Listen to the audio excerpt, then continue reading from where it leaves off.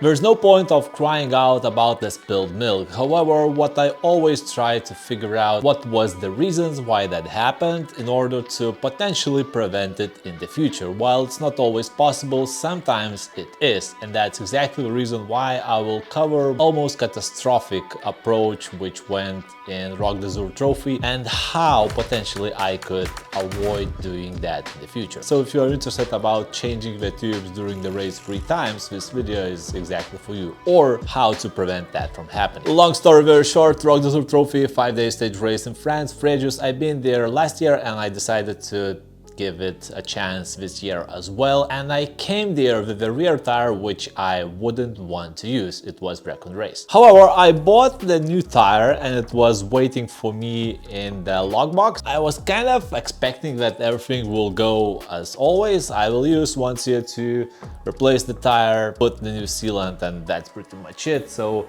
I had no intentions of running Recon Race. However, it went not as successful as I planned. I will have a separate video about that mounting procedure which involved 5 CO2s and not actually successful outcomes. Because of this failure and my stubbornness, I used Recon Race on stage 1 and stage 2. Worth noting, I always use Stan's original one, and I'm not exactly sure when they updated the packaging, whether they changed the formula or not.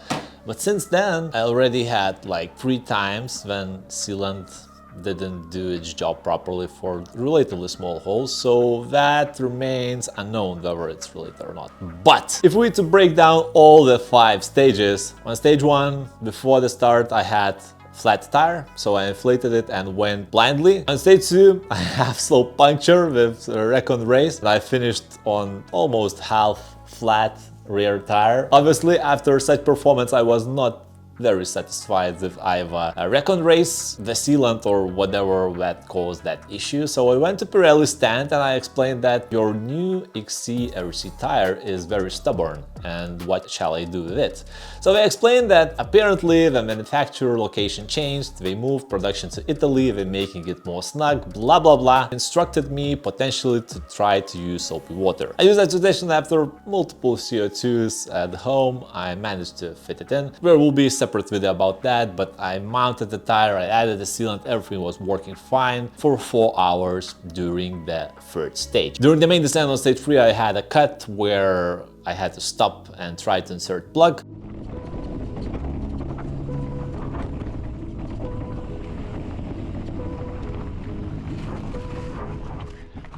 Incredible dart it was. It wasn't sealing exactly properly, but I just inflated as much as I could with CO2 as well as the hand pump. However, I felt that it's losing the air, so I tried to inflate it a few times and expect that sealant will do its job. It didn't. Had to stop once again, try to see why it's not working, etc. And the hole was, I don't know, under 1 centimeter of length, so it's really not that huge. Incredible dart.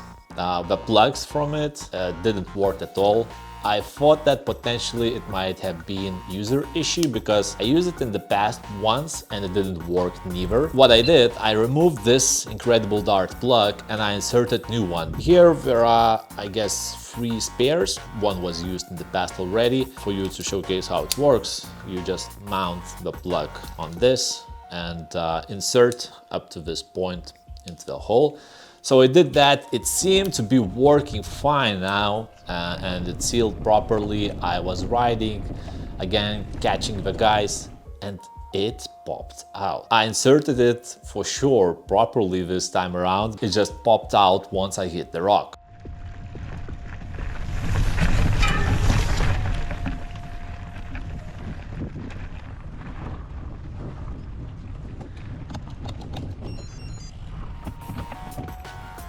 Thankfully, I had casual plugs, I inserted them and successfully finished the race, but it cost me a lot of time of playing around. And I expected that Incredible Dart, with all that additional fabric and its spread, will do the job properly, but it didn't. I managed to finish it, lost quite a lot of sealant, so in the evening I added more stands, casual ones, original ones, and I hope that everything will be fine.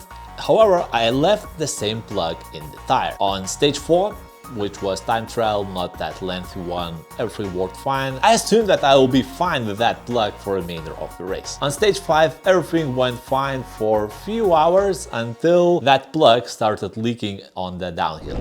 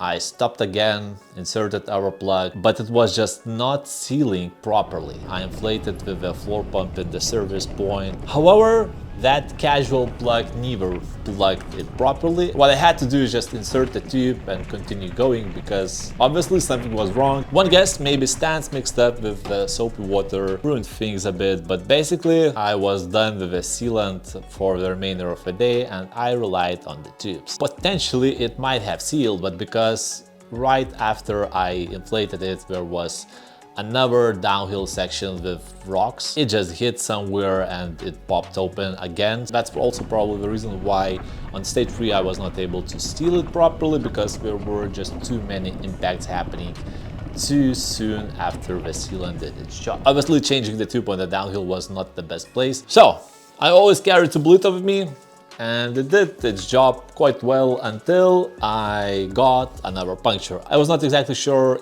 what happened, but apparently it was a needle. There is a markup for that. And the reason why I carried those tubes is just back home, just to figure out what has happened. After the race, I didn't want to look at them at all. I took them in order to realize whether it was low pressure or anything else. For the first one, it was obviously just bad luck, where needle got through. So I was walking down with around 15 kilometers remaining, also on the downhill, which was a bit annoying. Thankfully Daniel from Germany stopped by and he gave me another tube, which I was very thankful and happy about that. Everything was going fine with it. I also added additional amount of air just to make sure that it holds up to the finish. And about 10 kilometers to the finish, like less than half an hour later, yeah, I had another one. I've been overtaking slower guys, had a hit to the rock, and apparently this time it was snake bite, so 2 holes there on the side, and that means that I will have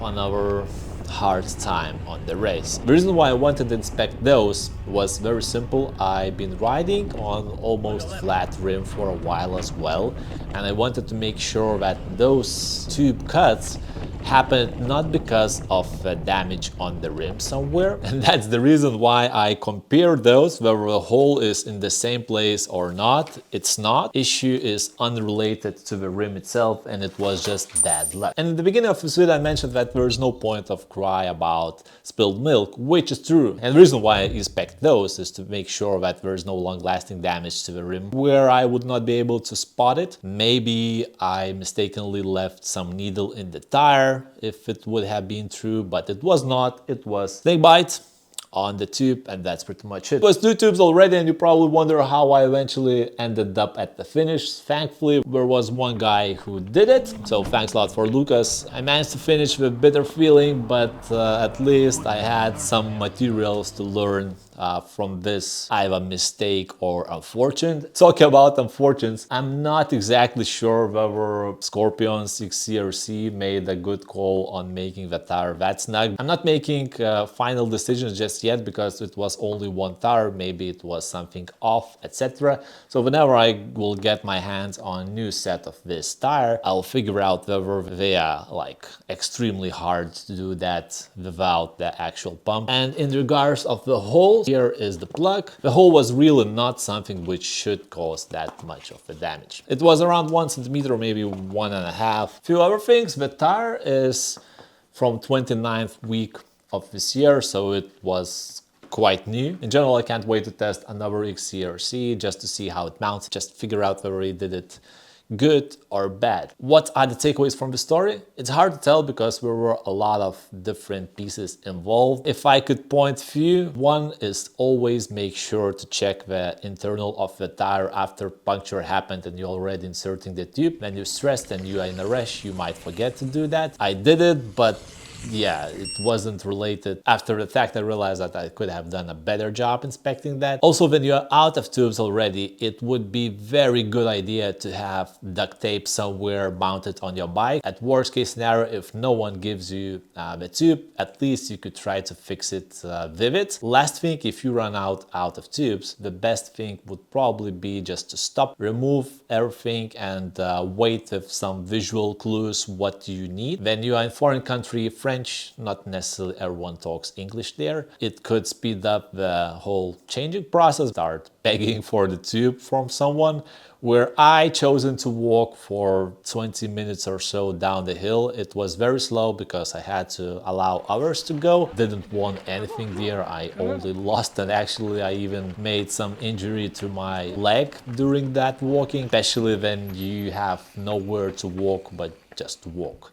And that idea in my mind that, oh my God, there's still like 7 kilometers left to finish. Then for 15 minutes, no one was giving me the tube was not very nice. Do you have tube? Tube. Yeah. Tube. Do you have tube? Do you have a tube? Do you have a tube?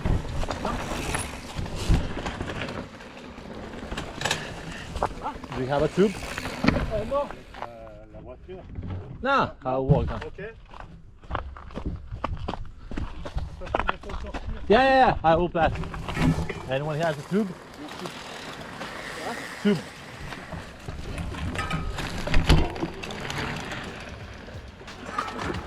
Last thing before we wrap this up, it's extremely good to have the pump which helps you to inflate faster. Without good quality pump, I would have spent significantly more time. Didn't matter that much in the end of the day because it was a lot of time spent and time wasted, but day saver. Could have saved me better if Incredible Dart would have worked and would have done its job. This one inflated significantly faster than any other casual hand pump. At least one thing which I can cherish about, not what I could say about Incredible Dart. One funny thing about Incredible Dart, with all those sealant usages, etc., I ran out of sealant and I went to exhibition stand, to the stands in Frejus, Rock d'Azur, and I asked them specifically to show me how to use Incredible Dart. Maybe it was user error, maybe I did something wrong. And no, I mean, they explained it exactly like I did. You put the plug on top, you push it down to the tire until this hits the tire. So basically there is no way how you could add it deeper unless there is a huge hole there. I explained them what has happened. First, it was not sealing, alright, maybe it was just bad sealant, something else, blah blah blah. The last resort was I lost it completely. And instead of trying to figure out what has happened, he said, oh no, we haven't heard such cases, and he just dismissed it. Which was funny because if someone comes to you directly and tells you that the product is malfunctioning, I would call it this way.